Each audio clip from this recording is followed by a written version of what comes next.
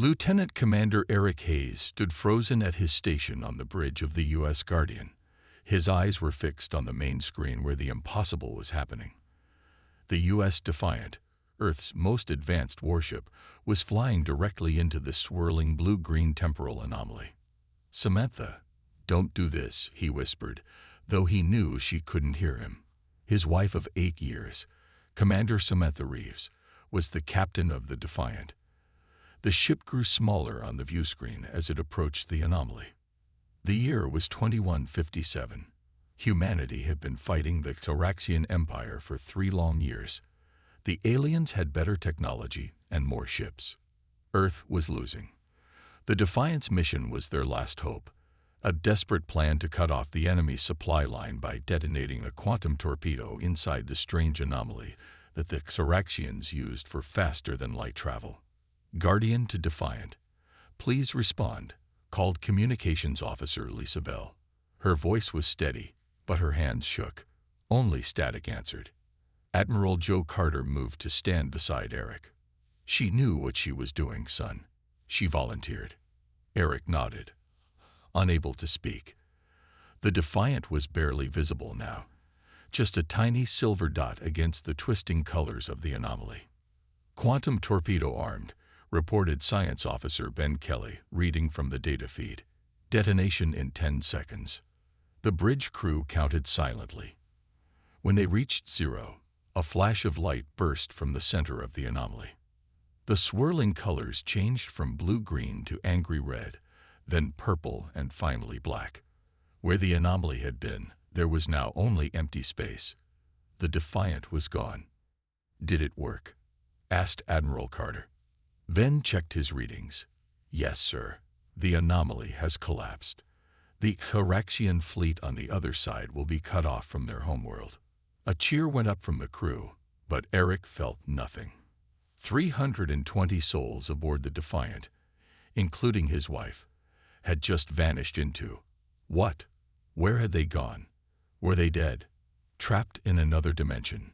No one knew. The sacrifice worked. Without supplies and reinforcements, the Xeraxian invasion fleet was forced to retreat. 6 months later, they signed a peace treaty. Earth had survived, but at a terrible cost. Eric didn't attend the victory celebration.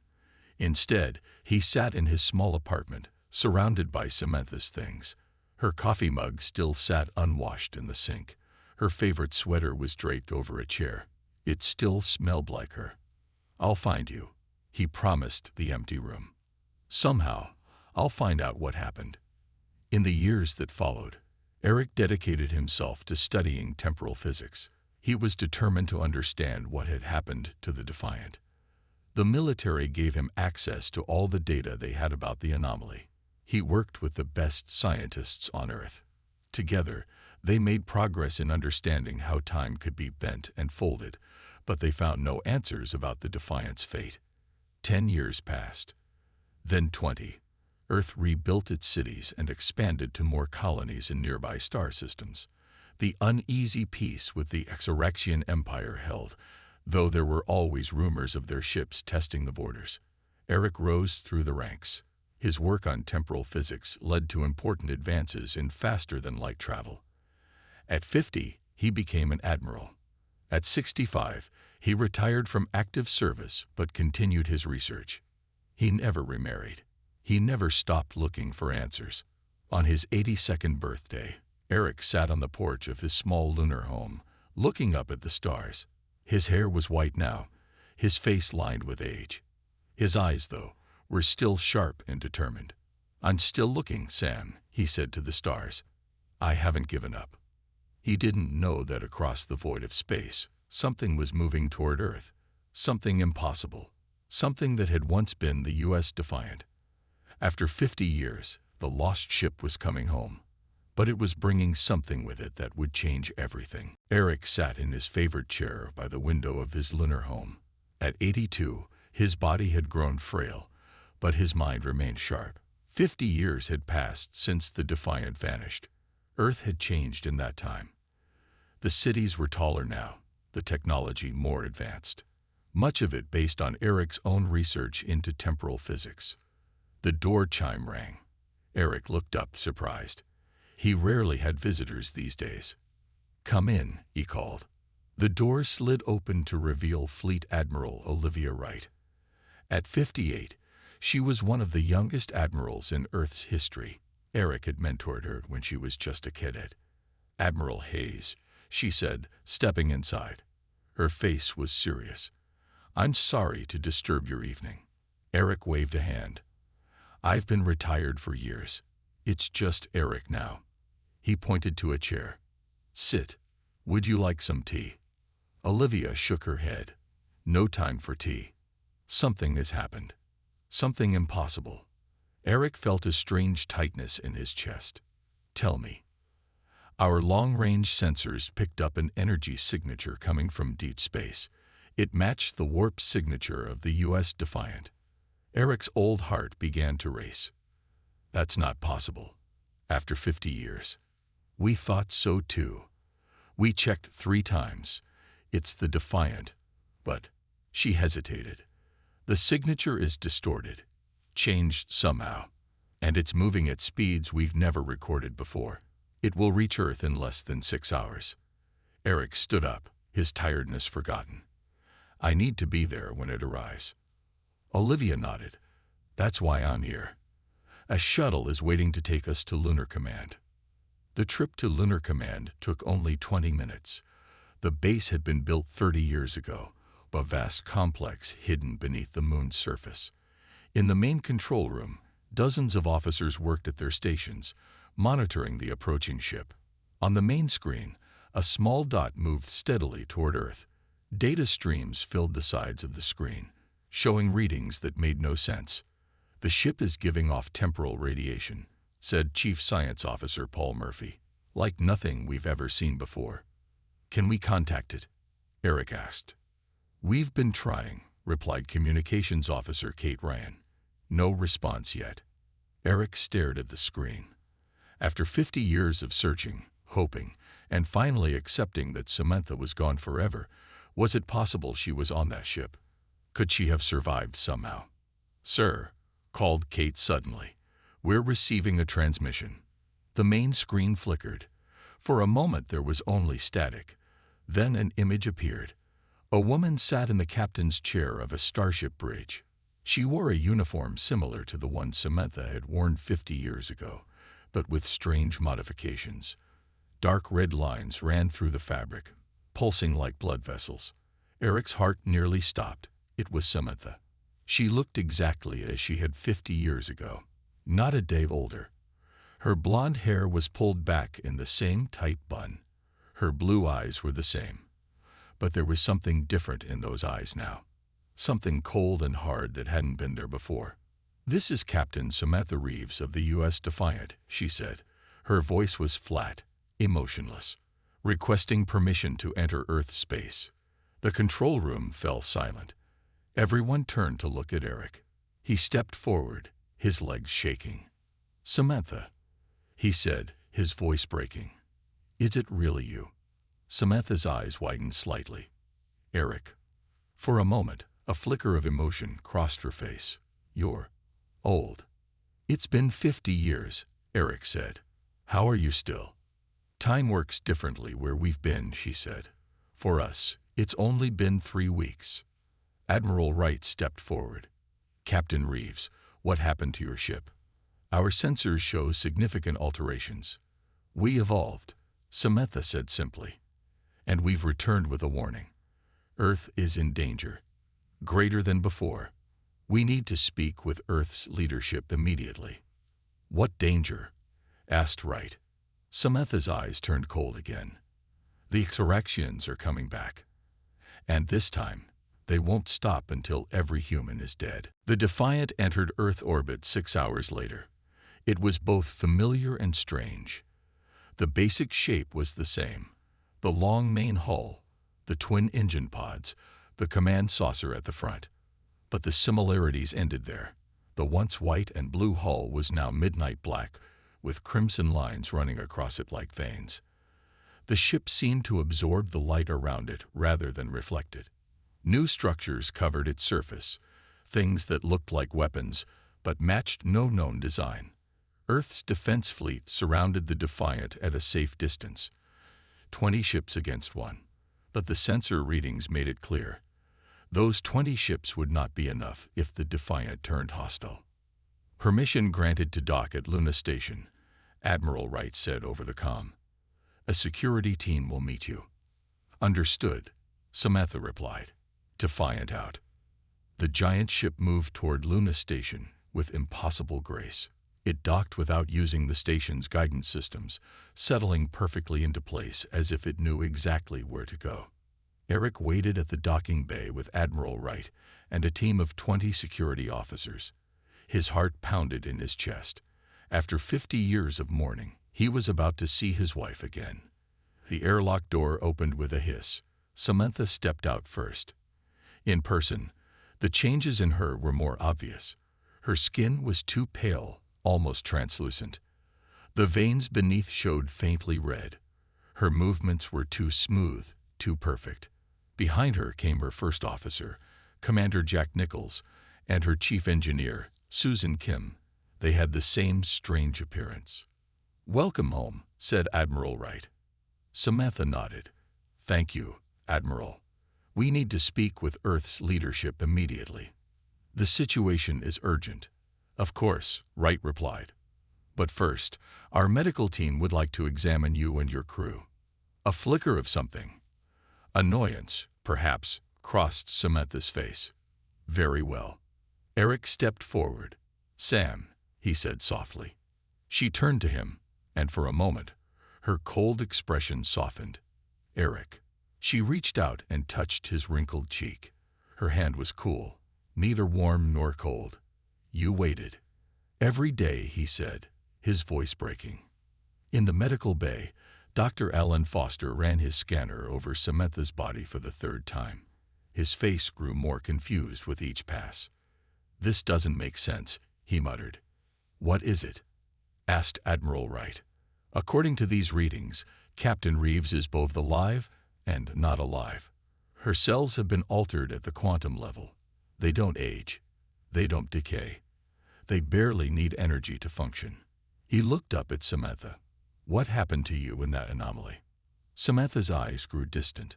"We died," she said simply, "over and over and over again, thousands of times. The anomaly trapped us in a loop. Each time the ship was destroyed, it was reconstructed. Each time we died, we were brought back. But something changed with each cycle. The ship began to adapt," added Commander Nichols. "And so did we. We became part of the ship. The ship became part of us. We evolved beyond human limitations," said Susan Kim. "We became something new." Dr. Foster looked at his scanner again. "You're saying you're immortal now?" "Not immortal," Samantha corrected. "Changed. Improved. We don't need to eat or sleep. We can survive in space without protection. We can see things that normal humans can't see." "Like what?" asked Eric. Samantha turned to him, her eyes suddenly filled with sorrow. "The future, Eric. We can see the future. And that's why we've returned. Because what's coming for Earth must be stopped." "The Taraxians," Admiral Wright said. Samantha nodded. "They never intended to honor the peace treaty.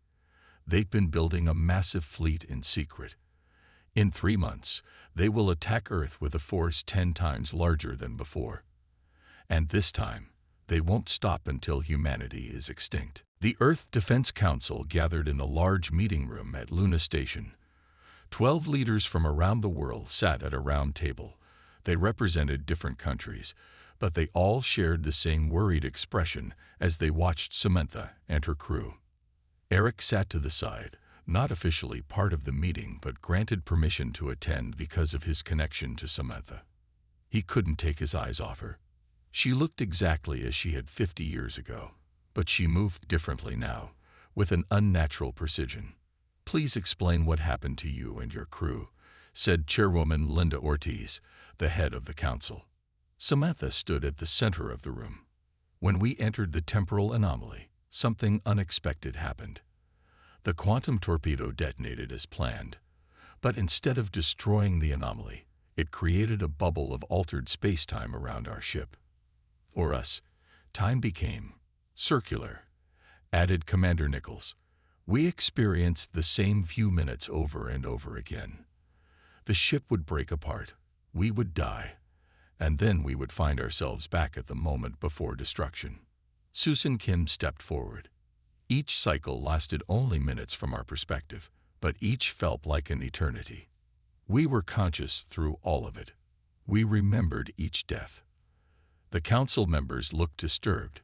Eric felt sick imagining what Samantha had endured. "How many times did this happen?" asked Councilman Frank Rivera. 8,342 times, Samantha replied without hesitation. But around the 4,000th cycle, we began to change. The quantum energy of the anomaly was altering us at the most fundamental level. We began to merge with the ship. Our consciousnesses became linked, explained Nichols. We could feel each other's thoughts, and we could feel the ship itself as if it were part of our bodies. Eventually, we gained control over the cycle. Samantha continued. We learned to harness the quantum energy. We rebuilt the ship using our new understanding of space and time, and we broke free of the loop. But for you, 50 years had passed, Susan said, looking at Eric. For us, it was only 3 weeks of subjective time. Eric tried to imagine it, dying thousands of times, changing into something new, all in the span of 3 weeks. No wonder Samantha seemed so different. How could anyone remain the same after that? And now you can see the future, asked Chairwoman Ortiz skeptically. Not exactly, Samantha replied. We can see probabilities, possible timelines. The quantum nature of our existence allows us to perceive the branching paths of potential events. And in these timelines, you see the Xoraxians attacking Earth, asked Councilman Rivera. In 98% of all possible futures, yes, said Samantha. They have been building a massive fleet in secret. They have new weapons that can destroy entire planets. They plan to strike in exactly 87 days. The room fell silent as the council members exchanged worried glances. We will need to verify this information, said Chairwoman Ortiz finally. Our intelligence has shown no signs of Xoraxian aggression. They've been careful, Commander Nichols said. They built their fleet in a nebula that blocks your scans. They've maintained the appearance of honoring the peace treaty while preparing for war. But why come back just to warn us? Asked Councilman Diego Martinez. With your abilities, couldn't you have stopped them yourselves? A cold smile appeared on Samantha's face. That is precisely why we've returned. We didn't come back just to warn you. We came back to save humanity. How? Asked Chairwoman Ortiz. There is only one solution that results in Earth's survival, Samantha said. Her voice was suddenly hard, emotionless. Preemptive action against the Xoraxian homeworld. The council members gasped. Eric leaned forward, shocked by her words. You're talking about starting a war, said Ortiz. No, Samantha replied calmly. I'm talking about preventing one. The Xoraxians will show no mercy when they attack. We must strike first, with overwhelming force. It is the only way to ensure humanity's survival. The meeting room erupted in loud voices. Council members shouted over each other, some in anger, others in fear. Absolutely not, yelled Chairwoman Ortiz, banging her hand on the table. We will not attack first. Earth does not commit genocide. It's not genocide, said Samantha, her voice eerily calm amid the chaos. We don't propose killing their people. We propose destroying their military capacity. You're talking about an unprovoked attack, said Councilman Martinez. That goes against everything Earth stands for. We be no better than them. It is not unprovoked, Commander Nichols argued. We've seen what they're planning. We know with certainty they will attack. But we don't have proof, said Councilwoman Ingrid Hoffman. We can't act based on your visions. Samantha's face showed no emotion. Then send ships to the Carina Nebula. You'll find their fleet there. But by the time you confirm our information and mobilize a response, it will be too late. Eric watched his wife with growing concern. The Samantha he had known 50 years ago would never have suggested a first strike. She had been idealistic, committed to peace.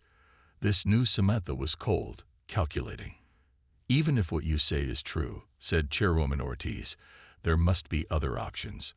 Diplomatic solutions." "We've seen all possible paths," said Susan Kim. "In every scenario where Earth attempts diplomacy, the Xeraxians use those talks to gain time and position their forces. The result is always the same: billions dead, Earth under Xeraxian control." "And what exactly are you proposing?" asked Councilman Rivera. "A targeted strike on their primary shipyards and weapons facilities," Samantha explained. "The Defiant has been upgraded. We now carry weapons that can disable their military infrastructure without massive loss of life." "You expect us to believe that one ship, no matter how advanced, can neutralize an entire empire's military?" Ortiz asked skeptically. "Yes," Samantha said simply. "We can." The council members exchanged worried glances. "We need time to discuss this privately," said Chairwoman Ortiz finally. "And we need to verify your claims about the fleet in the Carina Nebula. In the meantime, you and your crew will remain here at Luna Station." Samantha's eyes narrowed slightly. "Time is something humanity doesn't have, Chairwoman. But we will respect your process. For now." After the meeting, Eric found Samantha standing alone in an observation room, looking out at Earth. "It looks so peaceful from here," she said without turning. "So vulnerable." "Sam," Eric said softly, "what you're suggesting, it's not like you." She turned to face him. "The Samantha you knew died thousands of times in that anomaly, Eric. Each death changed me a little more. But to strike first, to start a war. We're not starting a war. We're preventing one." She stepped closer to him. "I've seen what happens if we don't act. I've seen Earth burning. I've seen billions dying. I won't let that happen. There must be another way," Eric pleaded. Samantha shook her head. "We've explored every possibility, every choice, every timeline. This is the only path that leads to Earth's survival." "I don't know you anymore," Eric whispered. Pain flickered across Samantha's face. "I still love you, Eric. That hasn't changed. Everything I'm doing is to protect you, to protect everyone." An alarm suddenly blared throughout the station. Red lights flashed in the corridors. "What's happening?" Eric asked. Samantha's face hardened. "They're trying to lock down the Defiant. They've decided we're a threat." "What will you do?" "What we must." She touched his face gently. "I'm sorry, Eric. I hoped Earth's leaders would understand. But they can't see what we see." Before Eric could respond, Samantha vanished in a flash of red light. Some kind of teleportation technology unknown to Earth. On the main command deck of Luna Station, chaos reigned. Screens showed the Defiant powering up its engines despite the lockdown protocols. "All security teams to Docking Bay 3, shouted Admiral Wright. "Stop that ship from leaving." But it was too late.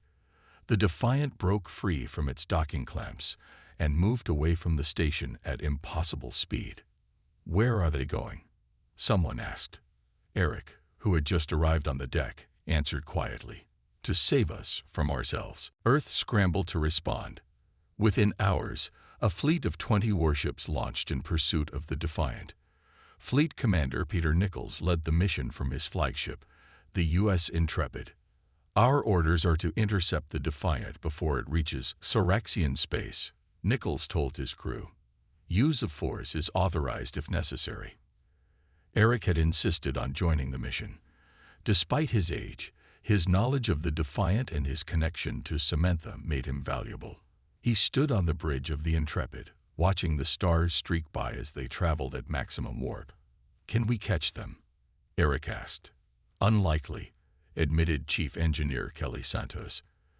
"The Defiant is moving at speeds we've never recorded before, but we might be able to intercept them at the border of Xeraxian space." 3 days later, the Earth fleet arrived at the edge of Xeraxian territory. The Defiant was already there, facing off against a Xaraxian patrol of 5 ships. "Open a channel to the Defiant," ordered Commander Nichols. Samantha's face appeared on the view screen. "You're too late," she said. "We've detected the main Xaraxian fleet. They're mobilizing earlier than expected." "Captain Reeves, you are ordered to stand down," said Nichols firmly. "Return with us to Earth for further discussion." "There's no time for discussion." Samantha's voice was cold. "The future of humanity will be decided here." The view screen split to show a second face, a Xaraxian with gray-blue skin and large black eyes. Fleet Admiral Zorax, the commander of the Xaraxian forces. "Earth vessels," hissed Zorax. "You violate our territory. This is an act of war." "We know about your fleet in the Carina Nebula," Samantha told him. "We know about your plans to attack Earth." Zorax's eyes widened slightly, then narrowed. "You know nothing, human." "We know everything," Samantha replied. "And we've come to stop you." Before anyone could respond, the Defiant fired. Not at the Xaraxian patrol ships, but past them. A beam of strange red-black energy shot from the ship's main weapon and disappeared into the distance. "What did you just do?" demanded Nichols. "Targeted the central command hub of their fleet," said Samantha. "Now we wait." For several minutes, nothing happened. Then, suddenly, distant flashes of light appeared in space. The Xaraxian communication channels filled with panicked voices. "What's happening?" asked Eric. "The Defiant's weapon," said Science Officer Mason Liu. "It seems to be some kind of temporal energy. It's affecting their ships somehow." On the view screen, Admiral Zorax was shouting orders to his fleet. His face showed something humans had never seen on a Xaraxian before. "Fear, Admiral Zorax," said Samantha, her voice cutting through the chaos. "Your hidden fleet is being disabled, not destroyed. Every ship, every weapon is being reverted to its component materials."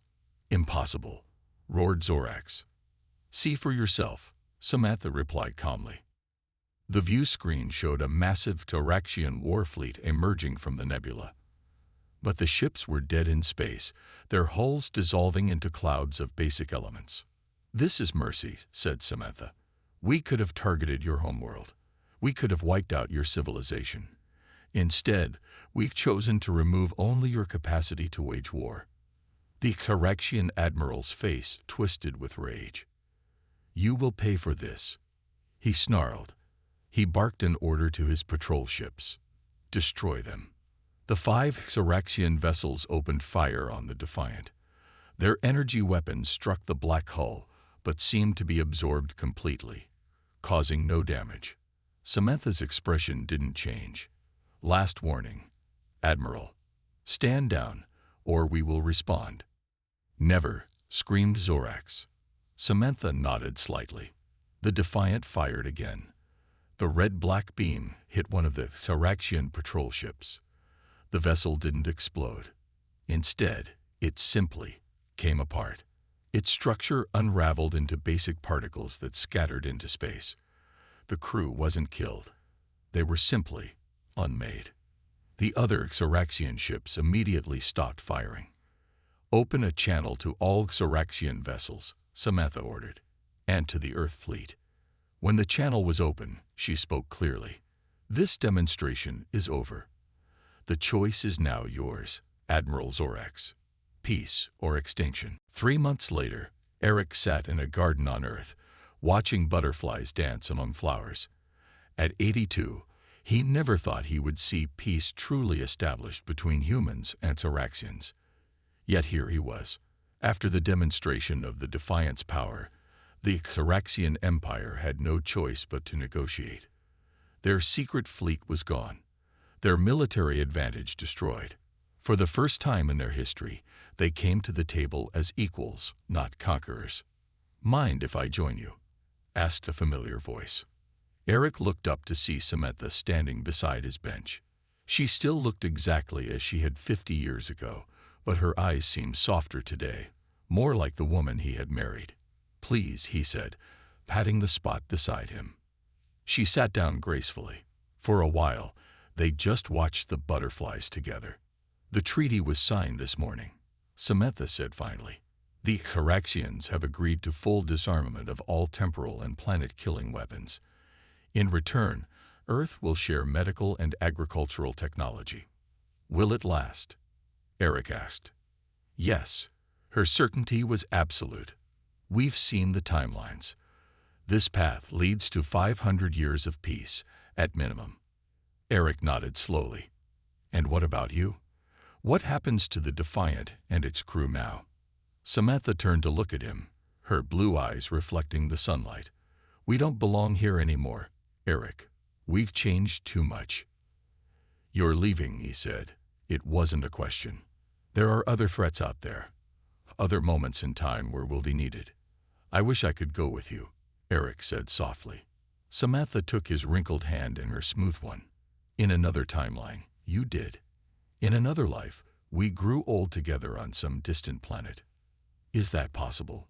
Can you see other versions of us? All possibilities exist simultaneously for us now. I can see the Eric who died in the first year of the war. I can see the Eric who became a famous scientist. I can see the Eric who had children with someone else after I disappeared. She smiled sadly. But this Eric, the one sitting beside me, is the one who never gave up. The one who kept looking for answers for 50 years. I couldn't stop, Eric admitted. I couldn't let you go. I know. She squeezed his hand. That's why I came to say goodbye properly this time. Eric felt tears forming in his eyes. Will I ever see you again? Not in this lifetime, Samantha said gently. But there are many lifetimes, many paths. She stood up, pulling him to his feet. Despite his age, he felt stronger in her presence. The crew is waiting for me, she said. We've detected another temporal anomaly near the Andromeda galaxy. Something is happening there that will affect countless civilizations. You're not just a ship's captain anymore, are you? Eric asked. You've become something else. Some kind of guardians. Samantha nodded. We see all possible paths of time. We can choose which ones to protect, which ones to change. It's a terrible responsibility. You'll do the right thing, Eric said.